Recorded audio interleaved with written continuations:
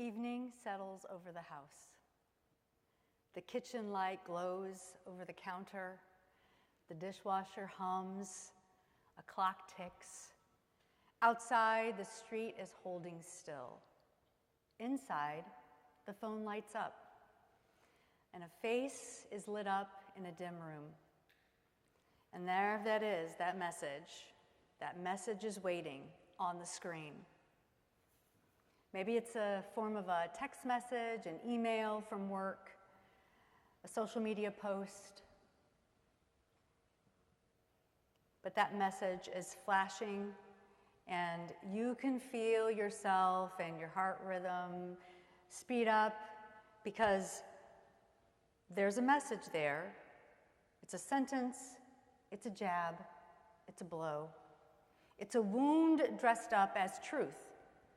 A cruelty dressed up as honesty. Perhaps you've received these text messages or an email, a little passive-aggressive tone to that email, or you see these posts on Facebook or Instagram, and you can feel your body change. Your eyes go back and read the words again. You can feel your jaw tighten, the shoulders rise, your pulses beating, and your mind starts drafting. The room is still, but your soul starts moving.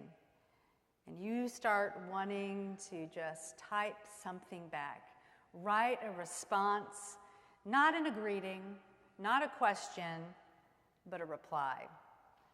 A sharp reply, a fast reply, a reply that bites, a reply that wins, a reply that gets the last word. The whole world narrows to that one screen, one page, one answer. And it's those fingers hovering over that keyboard and that thumb hovering over send. People strike back. And that's where we begin with Jesus in Matthew 5:38. The Jesus in Matthew says, "You have heard that it was said, an eye for an eye, a tooth for a tooth." And Jesus names that old logic. Jesus names the logic that every person knows, every family knows, every nation knows. People strike back. People strike back with words. People strike back with silence. People strike back with sarcasm. People strike back with stories told again and again until grievance hardens into identity. We strike back at the dinner table, in church parking lots, on screens, in break rooms, in state houses, comment sections, and family group texts. Retaliation promises balance. Retaliation promises dignity. Retaliation promises relief. Eye for an eye, tooth for a tooth, blow for a blow, wound for wound. For one hot moment, retaliation sounds righteous. Not petty, not small, not cruel. Righteous. But retaliation never stays small. One insult breeds another insult. One injury breeds another injury. One wound breeds another wound. A single exchange becomes a pattern. A single pattern becomes a habit. And a habit shapes a home, shapes a church, shapes a people, shapes a nation. The old rhythm keeps moving, the old reflexes keep rising, and the old world keeps turning. People strike back. Jesus stops the swing. Now in Matthew, chapter 5, verses 39 through 41, Jesus turns the sermon, turns the narrative. And Jesus says, "But I say to you, do not resist an evildoer. If anyone strikes you on the right cheek, turn the other also.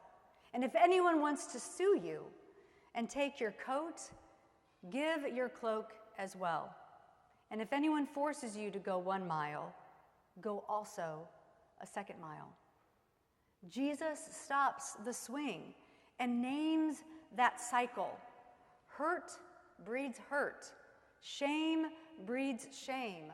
Violence breeds violence. One blow ushers in another blow, and back and forth again and again, but Jesus stops that swing. Jesus does not, in this passage, bless victimhood. Jesus, in this passage, does not bless oppression. Jesus is not crowning abuse with holy language. Jesus does not ask wounded people to kneel before cruelty and call cruelty good. No, no, no. Jesus gives this playbook on how to confront the cycle of violence, how to break that reflex. Jesus blocks the return blow. Jesus says, turn the cheek into resistance. Jesus says, turn that cloak into exposure. Jesus says, turn the second mile into freedom.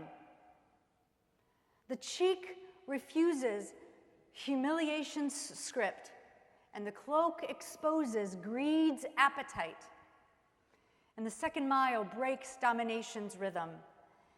And in the book of Matthew, Matthew gives concrete pictures and not abstract ideas.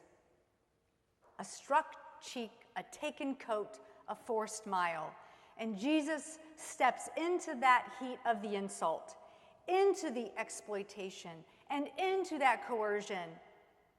And Jesus opens another action and breaks the rhythm of revenge and blocks the return blow.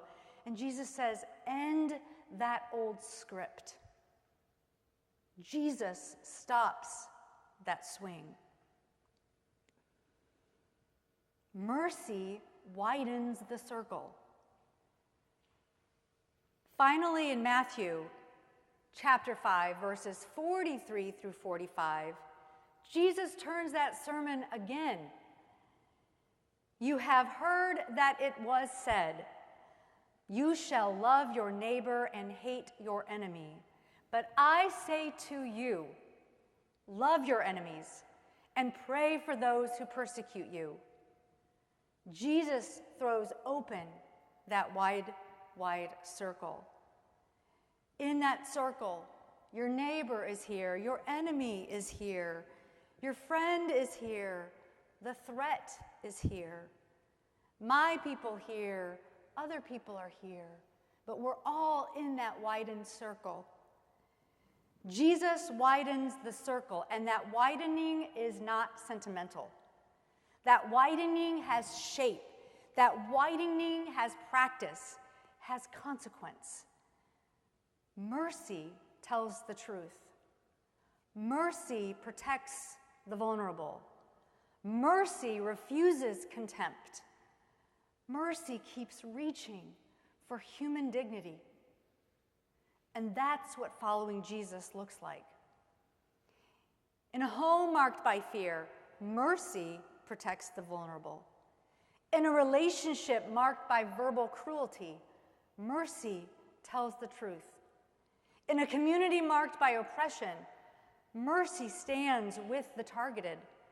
And in a world marked by war, mercy remembers that every side holds human beings made for life and not slaughter. Mercy widens the circle. Mercy does not stop with my people. Mercy does not stop with my side. Mercy does not stop with the ones I understand. No.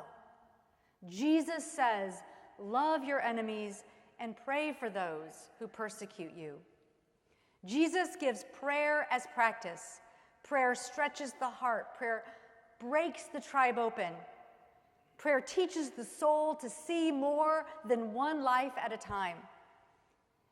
Then in this part of the passage, then Matthew gives us the image of sun and rain. And the author of Matthew starts talking about the language of heaven. And Matthew speaks of the sun and the rain falling on the just and the unjust. But the point is not about the weather. The point is on the character of God. Jesus reveals a love that does not sort, a grace that does not narrow, a mercy that does not stop at the edge of our side. It's a widened circle. The widened circle tells the truth about harm, protects the vulnerable, seeks justice without hatred. Following Jesus means learning that wider way.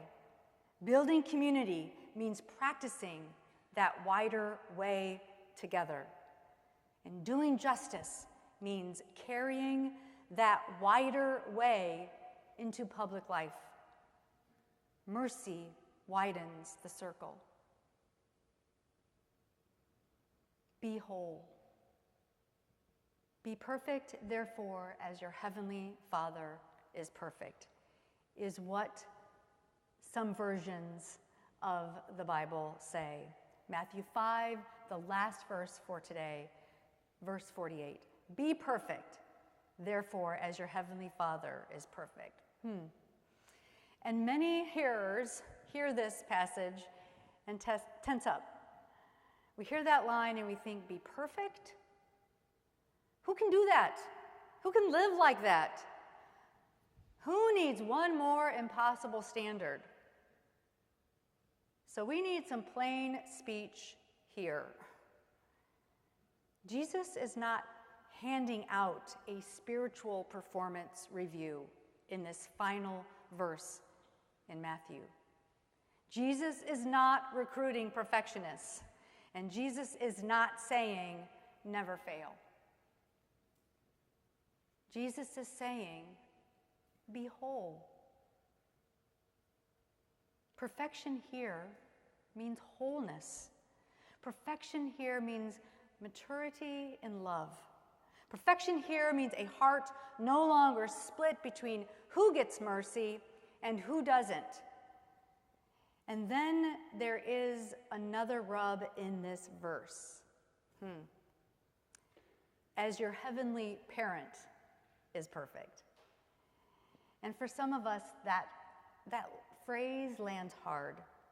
It carries, I use the word parent, but that father language really is heavy on the patriarchy.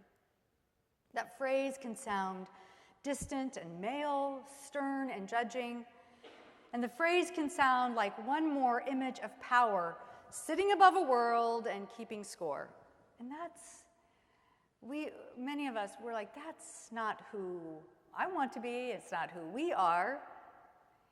And it's not the character of God that Jesus is describing in this passage.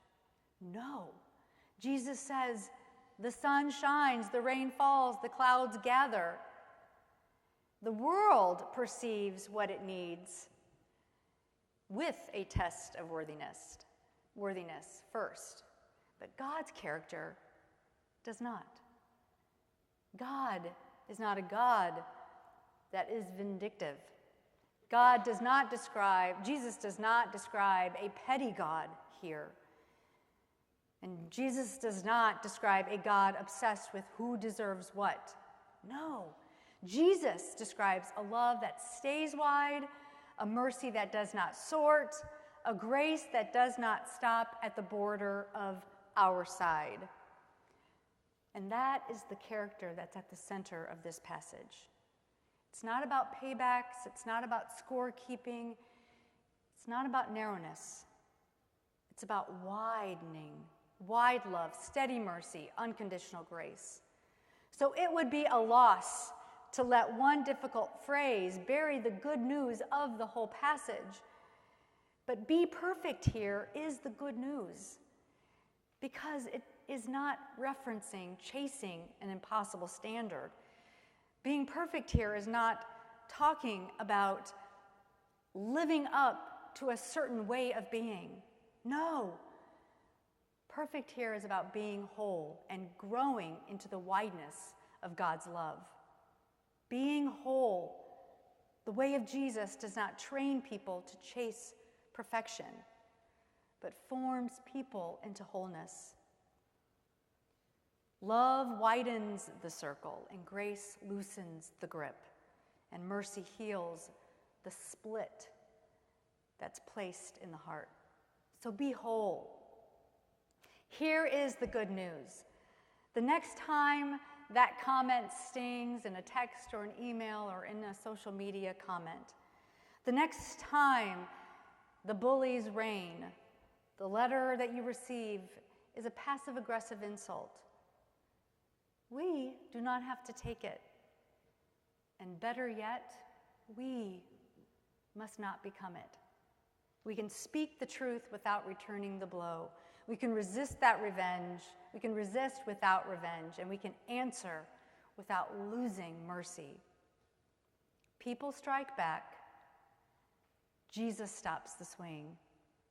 Mercy widens the circle, and we are called to be whole. That is the good news. The wound does not get the last word. Love does. Happy Eastertide.